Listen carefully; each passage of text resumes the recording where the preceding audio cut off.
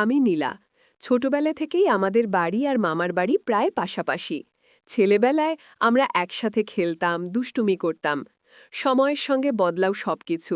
আমরা বড় হয়ে গেলাম। আমি এখন সংসার করি, আর আমার মামাতো ভাই রুদ্র কলেজে পড়ে। বিয়ের পর থেকে আমি খুব একটা মামার বাড়ি যাই না, তবে রুদ্র মাঝে মধ্যেই আমাদের বাড়িতে আসে। ওকে দেখলে মনে হয় সেই ছোট্ট ছেলেটা কেমন যেন একেবারে বদলে গেছে। চোখে অন্যরকম গভীরতা, কথায় এক ধরনের আন্তরিকতা। একদিন বিকেলে হঠাৎ বিদ্যুৎ চলে গেল। আমি বারান্দায় বসেছিলাম। চারপাশ অন্ধকারে ঢেকে যাচ্ছে। ঠিক তখনই রুদ্র এসে দাঁড়ালো আমার সামনে, হেসে বলল, আলো নেই, তাই ভাবলাম আপনার পাশে একটু বসি। আমি মৃদু হেসে বললাম, তুই তো বড় হয়ে গেছিস, এখনও ছোটবেলার মতো আমায় আঁকড়ে থাকিস। সে চুপ করে কিছুক্ষণ তাকিয়ে রইল আমার দিকে। তারপর আস্তে বলল, সবাই বদলায় নীলাদি, কিন্তু আমার কাছে আপনি একই আছেন। জানেন, আপনার কাছে থাকলেই আজও মনে হয় আমি ছোটবেলার মতো নিরাপদ। তার চোখে যে মমতা, যে অদ্ভুত টান দেখলাম, হঠাৎ বুকটা কেঁপে উঠল। আমি কিছু বলিনি, শুধু নিঃশব্দে তার দিকে তাকিয়ে রইলাম। সেদিনের সেই অন্ধকার সন্ধ্যায় বিদ্যুতের অনুপস্থিতিতে আমাদের মধ্যে যে নীরবতা জমেছিল, সেটা যেন নতুন কিছু ইঙ্গিত দিয়ে গেল। সেই অন্ধকার সন্ধ্যার পর থেকে রুদ্র যেন আরও বেশি সময় আমার আশেপাশে কাটাতে চাইত। আমি প্রথমে অবাক হতাম, পরে বুঝতে পারলাম ওর চোখে শুধু যত্ন নয়, ভরসার আলো আছে। একদিন দুপুরে আমি রান্নাঘরে কাজ করছিলাম। হঠাৎ গরম ভাত নামাতে গিয়ে হাতটা সামান্য পুড়ে গেল। ব্যথায় কি আহাকে করে উঠতেই রুদ্র ছুটে এলো। নীলাদি, কি হলো বলেই আমার হাতটা নিজের হাতে নিয়ে ঠান্ডা জলে ডুবিয়ে দিল। আমি বললাম, এ কিছু না রে, হালকা লেগেছে। কিন্তু ওর মুখটা গম্ভীর হয়ে গেল। আপনি সব সময় এভাবে বলেই এড়িয়ে যান। আমি যদি না থাকতাম তাহলে কে দেখত আপনাকে একা কষ্ট পেতে? আমি সহ্য করতে পারি না। ওর কণ্ঠে যে ব্যথা, সেটা আমার বুক কেঁপে তুলল। আমি হেসে সামলাতে চাইলাম, তুই তো একেবারে দাদার মতো বকছিস। রুদ্র চুপ করে আমার দিকে তাকালো। তারপর আস্তে বলল, দাদা হয়তো আপনাকে দায়িত্ব দিয়ে ভালো রাখে, কিন্তু আমি আপনাকে অনুভব করি। আমি চাই সবসময় আপনার পাশে থাকতে। ওর কথাগুলো আমার ভেতর অদ্ভুত নীরবতা তৈরি করল। জানতাম এই অনুভূতিকে হালকা করে নেওয়া যাবে না। তবু বললাম, রুদ্র, আমাদের সম্পর্কটা খুব স্পেশাল, কিন্তু মনে রাখিস, সীমা ভুলে যাওয়া যাবে না। সে মৃদু হেসে মাথা নেড়ে বলল, আমি কোনো সীমা ভাঙতে চাই না নীলাদি। আমি শুধু চাই আপনি জানুন আমি আছি সবসময়। সেদিন বিকেলের আলোয় রান্নাঘরের সেই ছোট্ট মুহূর্তে আমাদের দুজনের মাঝে এক অদ্ভুত নীরব বন্ধন তৈরি হল, যেখানে ভাষা কম, অনুভব বেশি। সেদিন বাড়িটা একেবারে ফাঁকা হয়ে গিয়েছিল। স্বামী বাইরে কাজে, আর আশেপাশের বাড়িগুলো নিস্তব্ধ। দুপুরের গরমে ঘুম আসছিল না। আমি বারান্দায় বসেছিলাম। ঠিক তখনই রুদ্র এসে দাঁড়াল। হাতে একটা ঠান্ডা লেবুর শরবত বাড়িয়ে দিয়ে বলল, আপনি একা বসে আছেন, তাই ভাবলাম একটু সঙ্গ দিই। আমি হেসে শরবত নিলাম, কিন্তু কিছু বলিনি। রুদ্র আমার পাশেই বসল। মুহূর্তটা ছিল অদ্ভুত শান্ত। চারপাশে শুধু পাখির ডাক আর দূরের হাওয়ার শব্দ। হঠাৎ আস্তে বলল, নীলাদি, আমি অনেক দিন ধরেই একটা কথা বলতে চাইছিলাম। জানি হয়তো বলা উচিত নয়, তবু না বললে বুকের ভেতরটা কেমন যেন ভার হয়ে থাকে। আমি অবাক হয়ে তার দিকে তাকালাম। কি কথা? সে কিছুক্ষণ চুপ রইল, তারপর নিচু গলায় বলল, আমি চাই প্রতিদিন আপনার সাথে থাকতে, দিনরাত আপনার হাসি, আপনার যত্ন, আপনার সব কিছু আমার জীবনের সবচেয়ে প্রয়োজনীয় হয়ে উঠেছে। আমি জানি আপনি আমার দিদি, কিন্তু আমার অনুভূতি শুধু সম্পর্কের বাঁধনে আটকে নেই, এটা তার চেয়েও গভীর। কথাগুলো শুনে বুক কেঁপে উঠল। আমি অনেকক্ষণ চুপ করে রইলাম। তারপর ধীরে বললাম, রুদ্র, তুই যা বলছিস তা খুব সহজ নয়। আমাদের সম্পর্কে সীমা আছে, সেটা ভাঙা যাবে না। রুদ্র মাথা নত করে ফিসফিস করে বলল, আমি কোনো সীমা ভাঙতে চাই না নীলাদি। আমি শুধু চাই আপনার জীবনের প্রতিটি নিঃশব্দ মুহূর্তে আমি থাকি, আপনার ছায়ার মতো। তার কথায় এক অদ্ভুত নীরবতা ভরে গেল চারপাশ। আমি জানতাম সেই মুহূর্ত থেকে আমাদের সম্পর্ক আর শুধু মামাতো ভাই বোনের মধ্যে আটকে নেই। এটা এক অদৃশ্য বন্ধনে বাধা পড়ছে, যেটা বোঝা যায় কিন্তু বলা যায় না। সেই রাতটা ছিল অদ্ভুত শান্ত। আকাশে অল্প মেঘ, জানালার ফাঁক দিয়ে ঢুকছিল চাঁদের আলো। আমি একা ঘরে বসে বই পড়ছিলাম। চারদিকে নিস্তব্ধতা, শুধু দূরে ঝিনি পোকার ডাক। হঠাৎ দরজার কাছে টোকা পড়ল। নীলাদি ঘুমাচ্ছেন, রুদ্রর গলা। আমি বই বন্ধ করে বললাম, না রে, ভেতরে আয়। সে ভেতরে এসে চুপ করে দাঁড়িয়ে রইল। তারপর ধীরে ধীরে বলল, আপনাকে একা দেখে মন ঠিক ছিল না। জানি হয়তো আমার আশা ঠিক হয়নি, তবু থাকতে পারলাম না। আমি হেসে বললাম, তুই কেমন যেন অন্যরকম হয়ে যাচ্ছিস রুদ্র। সে আমার দিকে এগিয়ে এসে চেয়ার টেনে বসো। চোখে অদ্ভুত এক আলো। অন্যরকম হব না কেন? আমি প্রতিদিন বুঝি আপনার কাছে না থাকলে আমি কেমন ফাঁকা হয়ে যাই। আপনার হাসি আমার সব ক্লান্তি দূর করে দেয়। তার কথাগুলো বুক কাঁপিয়ে দিল। আমি চুপচাপ তাকিয়ে রইলাম। রুদ্র আস্তে করে বলল, নীলাদি, আমি জানি আমাদের সম্পর্কের একটা সীমা আছে, আমি সেটা মানি। কিন্তু এটাও মানি যে আমি আপনাকে ছাড়া নিজের দিন কল্পনাই করতে পারি না। যদি কোনোদিন দূরে যাই, তবে এই নীরব ভালোবাসাটুকু অন্তত আপনার মনে রাখবেন। আমার চোখ ভিজে উঠল। আমি ধীরে বললাম, রুদ্র, তোর এই অনুভূতি আমি বুঝি। হয়তো আমরা মুখে বলবো না, কিন্তু মনে রাখুক সারা জীবন। সে হালকা হাসল, চোখ নিচু করল। ঘর ভরে গেল এক নিস্তব্ধ শান্তিতে, যেখানে কোনো শব্দ নেই। কিন্তু দুজনের ভেতরের আবেগ যেন অনেক কিছু বলে গেল। রাতের দিকে বসার ঘরে আমি একা বসেছিলাম। হঠাৎই দরজা খুলে ভেতরে এলো রুদ্র। তার পিছনেই আমার স্বামী। দুজনকেই একসাথে দেখে আমি অবাক হয়ে গেলাম। স্বামী হেসে বলল, নীলা, আজ কিন্তু আমি সব জেনে গেছি। রুদ্রর মনটা আমি বুঝতে পারছিলাম। অনেকদিন ধরে ও তোমার প্রতি আলাদা টান অনুভব করে। আমি হতভম্ব হয়ে তার দিকে তাকালাম। কিছু বলার আগেই রুদ্র নিচু গলায় বলল, ভাইয়া, আমি জানি আপনার স্ত্রী আমার দিদি, কিন্তু তার প্রতি যে ভালোবাসা আমি অনুভব করি, সেটা কোনো সাধারণ টান নয়। আমি কখনোই সীমা লঙ্ঘন করব না, কিন্তু তাকে ছাড়া আমার দিন কাটে না। আমার স্বামী কিছুক্ষণ এখন চুপ করে থেকে আমাদের দুজনের দিকে তাকালো। ভালোবাসা তো কখনো জোর করে বাঁধা যায় না। রুদ্র, তুই যদি নীলাকে নিজের আলো মনে করিস, তাহলে সেটা অস্বীকার করার উপায় নেই। আমি শুধু চাই আমরা তিনজন একে অপরকে বুঝে নিই, কাউকে কষ্ট না দিয়ে এই বন্ধনটা হোক আরও সুন্দর। তার কথায় আমার চোখ ভিজে উঠল। আমি অবাক হয়ে বুঝতে পারলাম, স্বামী শুধু আমার নয়, রুদ্রর অনুভূতিকেও জায়গা দিচ্ছে। সেদিন রাতে তিনজন মিলে অনেকক্ষণ কথা হল। হাসি, কান্না আর বোঝাপড়ার ভেতর দিয়ে আমরা উপলব্ধি করলাম, ভালোবাসা সবসময় একরকম হয় না। কখনো তা দায়িত্বের মতো হয়, কখনো আত্মীয়তার মতো মধুর, আবার কখনো অদ্ভুত টান হয়ে থেকে যায়। আমাদের সম্পর্কের রূপ বদলে গেল, কিন্তু ভেতরের বন্ধনটা আরও গভীর হল। কয়েকদিন পর স্বামী অফিসের কাজে দূরে গেল। যাওয়ার আগে হেসে বলেছিল, নীলা, আমি জানি তুমি একা থাকবে না, রুদ্র তো আছেই পাশে। কথাটা মনে রয়ে গেল। আমি অবাক হয়েছিলাম, তবু মনে হল স্বামী বুঝে নিয়েছে সবকিছু। দিনগুলো একে একে কেটে যাচ্ছিল। রুদ্র প্রতিদিনই কোনো না কোনো অজুহাতে আমার কাছে চলে আসত। কখনো বাজার থেকে সবজি নিয়ে, কখনো দাদার খোঁজে। একদিন দুপুরে আমি রান্না করছিলাম। হঠাৎ রুদ্র এসে চুপচাপ দাঁড়ালো। দিদি, আমি যদি না আসতাম তুমি একা কেমন কাটাতে?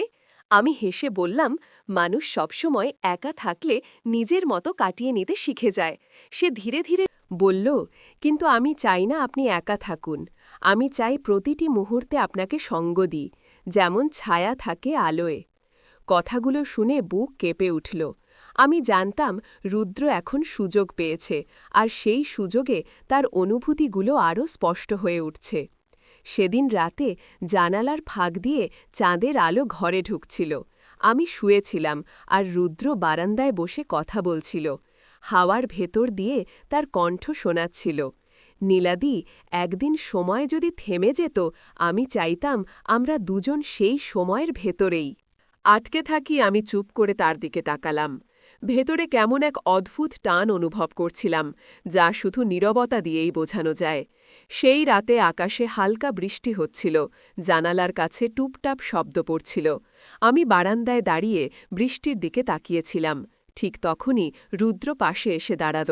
কিছুক্ষণ নিঃশব্দে থেকে হঠাৎ বলল, নীলাদি, আমি আর লুকোতে পারছি না। আপনার প্রতি আমার যে টান, সেটা শুধু সম্পর্কের নামের ভেতর আটকানো যায় না। আমি চাই আপনার দিন রাতে সবকিছুর ভেতর আমি থাকি। আমি চমকে তার দিকে তাকালাম। রুদ্র এভাবে বলা ঠিক নয়। ঈশে ধীরে মাথা নেড়ে বলল, আমি জানি অনেক সীমা আছে, কিন্তু ভালোবাসা কি কখনো সীমা মানে? আপনি আমার কাছে শুধু মামাতো বোন নন, আপনি আমার শ্বাসের মতো। তার চোখে এক অদ্ভুত ধৃতা ছিল। আমি কিছুক্ষণ নীরব থেকে বললাম, তুই যা অনুভব করছিস সেটা আমি বুঝি, কিন্তু এই সমাজ, এই সংসার সবকিছু এত সহজ নয় রুদ্র। হালকা হাসল। সমাজের কথা ভাব পড়ে, এখন শুধু চাই তাই আপনি আমার মনের কথাটা জেনে রাখুন। আমি আপনার পাশে আছি যতদিন আপনি চাইবেন। আমার বুক কেঁপে উঠল। চাঁদের আলো, বৃষ্টির শব্দ আর রুদ্রর কণ্ঠে সেই মুহূর্তটা যেন চিরস্মরণীয় হয়ে গেল। রুদ্র স্বীকারোক্তির পর আমি অনেকক্ষণ চুপ করেছিলাম। মনে হচ্ছিল বুকের ভেতরটা কেমন ভারী হয়ে আছে। আমি বারান্দা থেকে ভেতরে চলে এলাম। রুদ্র চুপচাপ আমার পেছনে এলো। ঘরের অন্ধকারে দুজনের ছায়া মিশে যাচ্ছিল।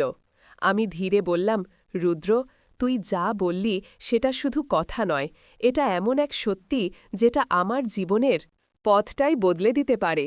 কিন্তু আমি ভয় পাই, সমাজ, সংসার আর আমার নিজের দায়িত্বও। রুদ্র আস্তে ফিসফিস করে বলল, নীলাদি, ভয় পেও না। আমি কিছু ভাঙতে চাই না, শুধু গড়তে চাই। আপনার একাকিত্ব আমি ভাগ করে নিতে চাই। কি তার কথায় বুকটা কেঁপে উঠল। মনে হচ্ছিল অনেক দিন ধরে জমে থাকা নিঃসঙ্গতাকেও আলতো করে ছুঁয়ে দিল। আমি জানালার পাশে দাঁড়িয়ে বাইরে তাকালাম। বৃষ্টির পর আকাশ পরিষ্কার, হাওয়ায় ভেসে আসছে কাদামাটির গন্ধ। মনে হচ্ছিল প্রকৃতি নিজেই যেন আমার ভেতরের দ্বন্দ্ব বোঝাচ্ছে। একদিকে দায়িত্ব, অন্যদিকে অদ্ভুত টান। রুদ্র আমার কাছে এসে দাঁড়াল, চোখে সরল অথচ দুই দৃষ্টি। আমি শুধু চাই আপনি জানুন, আমি আপনার। যত দিনই লাগুক আমি অপেক্ষা করব। তার কথায় বুক ভরে গেল এক অদ্ভুত শান্তিতে, যদিও মনের ভেতর যুদ্ধ তখনও চলছিল। সেই রাতটা আমার জন্য একেবারেই অন্যরকম ছিল। রুদ্রের কথা যেন বারবার কানে বাজছিল, আমি শুধু চাই আপনি জানুন আমি আপনার। ও আমি বিছানায় শুয়ে আছি, অথচ ঘুম আসছে না। জানালার ফাঁক দিয়ে চাঁদের আলো ঘরে ঢুকছিল। ঠিক তেমনি আমার মনে আলো ঢুকিয়ে দিচ্ছিল রুদ্রর স্মৃতি। পরদিন সকালে বারান্দায় দাঁড়িয়েছিলাম আমি, হাতে এক কাপ চা। রুদ্র নিঃশব্দে এসে পাশে দাঁড়াল। কিছুক্ষণ দুজনেই কথা না বলে কেবল নিজেদের দিকে তাকিয়ে থাকলাম। শেষমেশ আমি বললাম, রুদ্র, তোর কথাগুলো আমাকে নাড়া দিয়েছে। আমি অস্বীকার করতে পারি না তোর উপস্থিতি আমার জীবনে অন্যরকম শান্তি আনে। কিন্তু আমি দোটানায় আছি, একদিকে সংসার, অন্যদিকে এই অদ্ভুত অনুভব। রুদ্র মৃদু হাসল। আমি কোনো দাবি করতে আসিনি নীলাদি। আমি শুধু চাই তুমি জানো তুমি একা নও, আমি আছি ছায়ার মতো। ওর চোখে এক অদ্ভুত দিতা ছিল। আমি হঠাৎ মনে করলাম, এই ছেলেটা শুধু আমার মামাতো ভাই নয়, সে যেন আমার মনের ভেতরের সেই শূন্য জায়গাটা পূর্ণ করে দিয়েছে। আমি ধীরে বললাম, রুদ্র, কিছু অনুভূতি হয়তো সমাজের চোখে কোনো নাম পায় না, কিন্তু তাই বলে সে অনুভূতি অস্বীকার করা যায় না। রুদ্র হালকা মাথা নেড়ে বলল, তাহলেই থাক না নামহীন, তবু সত্যি। আমরা দুজনেই চুপ করে থাকলাম। বাতাসে যেন অদ্ভুত প্রশান্তি। আমাদের নীরবতা অনেক কথা বলে দিল। ভালোবাসা সবসময় উচ্চারণে হয় না, অনেক সময় সে নিঃশব্দেই মনের গভীরে বসে থাকে। সন্ধ্যার সময় আকাশে আবার মেঘ জমেছিল, বাতাসে হালকা ঠান্ডা। আমি বারান্দায় বসে নিঃশব্দে আকাশ দেখছিলাম। মনে হচ্ছিল মনের ভেতরের অস্থিরতাও ঠিক এই আকাশের মতো ঘন হয়ে আছে। হঠাৎ রুদ্র আসে দাঁড়াল। হাতে একটা বই ছিল, কিন্তু ও পড়ছিল না। চোখে শুধু শুধু এক ধরনের দ্বিধা। আমি হেসে বললাম, কি হলো রুদ্র, বইয়ে মন নেই নাকি? ও ধীরে মাথা নেড়ে বলল, মন তো আছে, কিন্তু সবটাই তোমার কাছে। আমি অনেক ভেবেছি নীলাদি, আমি তোমার সঙ্গে দিন কাটাতে চাই, কথা বলতে চাই, হাসি ভাগ করতে চাই, শুধু তোমাকে কাছে পেতে চাই। প্রতিদিন তার গলায় কোনো দাবির সুর ছিল না, ছিল নিখাত সত্যি। আমি থমকে গেলাম, বুকের ভেতর কেমন একটা ঢেউ উঠল। এতদিন যে কথাগুলো আমি শুধু বুঝতাম, আজ রুদ্র সেগুলো স্পষ্টভাবে উচ্চারণ করে দিল। আমি আস্তে বললাম, রুদ্র, তোর এই ইচ্ছে হয়তো অন্যরা বুঝবে না, কিন্তু আমি জানি তোর ভালোবাসা নিঃস্বার্থ। আমিও বুঝি তুই আমার জীবনের এক অংশ হয়ে গেছিস। রুদ্রের চোখ হঠাৎ উজ্জ্বল হয়ে উঠল। তাহলে আমাকে দূরে সরিয়ে দিও না। আমি প্রতিজ্ঞা করছি কখনো সীমা অতিক্রম করব না। শুধু চাই তুমি জানো আমি আছি দিন রাত সব সময়। আমি ওর চোখের দিকে তাকালাম। সেখানে ছিল এক গভীর বিশ্বাস আর নীরব ভালোবাসা। হঠাৎ মনে হলো এই ছেলেটাকে দূরে সরিয়ে রাখা মানে নিজেকে শূন্য করে রাখা। আমি কোনো উত্তর দিলাম না, শুধু চুপ করে ওর পাশে দাঁড়িয়ে রইলাম। আমাদের নীরবতায় যেন অদ্ভুত এক প্রতিশ্রুতি তৈরি হল। কোনো নাম নেই, কোনো দাবি নেই, শুধু এক অনন্ত বোঝাপড়া। রুদ্রের কথা শুনে আমার বুকের ভেতর যেন ভারী একটা বোঝা নেমে গেল। ওর চোখে কোনো দুষ্টতা ছিল না, ছিল শুধু গভীর যত্ন, অকৃত্রিম মমতা। সেই রাতটায় আমি বারান্দায় বসেছিলাম, চারপাশ নিস্তব্ধ, শুধু দূরে ঝিঙে পোকার ডাক শোনা যাচ্ছিল। রুদ্র এসে পাশে দাঁড়ালো। আমরা কিছু বলিনি, শুধু দুজন পাশাপাশি বসেছিলাম। মাঝে মাঝে হাওয়া এসে চুল উড়িয়ে দিচ্ছিল রুদ্র, আলতো করে চুলগুলো সরিয়ে দিচ্ছিল, যেন এটাই ওর সবচেয়ে বড় প্রাপ্তি। আমি চুপ করে থাকলেও বুঝতে পারছিলাম রুদ্রের প্রতিটি নিঃশ্বাসে আমার জন্য একটা আলাদা টান আছে, আর আমিও মানতে বাধ্য হচ্ছিলাম ওর উপস্থিতি ছাড়া ঘরটা ফাঁকা লাগে। হঠাৎ আমি আসতে বললাম, রুদ্র, সম্পর্কের নাম যাই হোক না কেন, একটা বিশ্বাস যদি থাকে সেটাই তো সবচেয়ে বড়।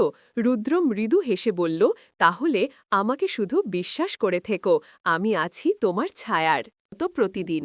ওর কথায় বুকটা কেঁপে উঠল। আমি ওর দিকে তাকালাম, তারপর চোখ নামিয়ে নিলাম। কিছু বলা হয়নি, কিছু চাওয়া হয়নি, তবু মনে হচ্ছিল অদৃশ্য এক বন্ধনে আমরা বাধা পড়ে গেছি। সেই রাতটা চাঁদের আলোয় ভরে গিয়েছিল। আমাদের নীরবতা যেন হয়ে উঠেছিল এক নিঃশব্দ কবিতা, যেখানে ভালোবাসা ছিল কিন্তু দাবি ছিল না, যেখানে অনুভূতি ছিল কিন্তু কোনো শব্দের প্রয়োজন ছিল না। সেই কয়েকদিন আমার জীবনে যেন অন্যরকম হয়ে উঠল। রুদ্রর সঙ্গে কাটানো প্রতিটি মুহূর্ত মনে হচ্ছিল অমূল্য। আমরা কথা বলতাম কম, কিন্তু নীরবতায় বলতাম অনেক কিছু।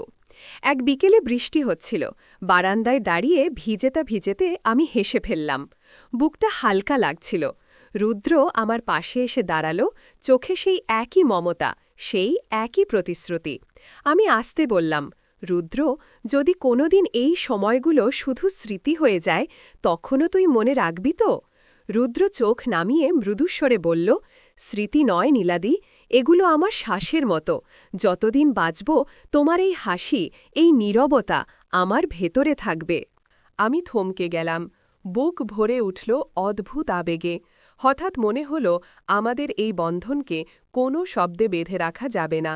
আমি শুধু বললাম, তাহলে থাক না রুদ্র, আমাদের এই গল্পটা নামহীন থেকেও সত্যি হোক। বৃষ্টির শব্দে চারদিক ভরে যাচ্ছিল। আমরা দুজন চুপচাপ দাঁড়িয়ে রইলাম। কোনো আলাদা ঘোষণা নেই, কোনো প্রতিশ্রুতির কাগজ নেই, তবুও আমাদের ভেতরে যেন অদৃশ্য এক চুক্তি হয়ে গেল। ভালোবাসা সবসময় উচ্চারণে আসে না, অনেক সময় সে নীরবতায় থেকেও চিরজীবন মনে গেঁথে থাকে। এভাবেই শেষ হল আমাদের গল্প, যার হয়তো কোনো নাম নেই, কিন্তু অনুভূতি আছে, গভীর, নির্মল আর চিরন্তন। তো বন্ধুরা, ভিডিওটি ভালো লাগলে কমেন্টে জানাবেন। এই রকম ভালোবাসার গল্প শুনতে চাইলে চ্যানেলটা সাবস্ক্রাইব করুন এবং পাশে থাকুন, আর আপনার বেল আইকনটা বাজিয়ে রাখুন, যাতে নতুন ভিডিও আপলোড করা মাত্র আপনারা দেখতে পারেন।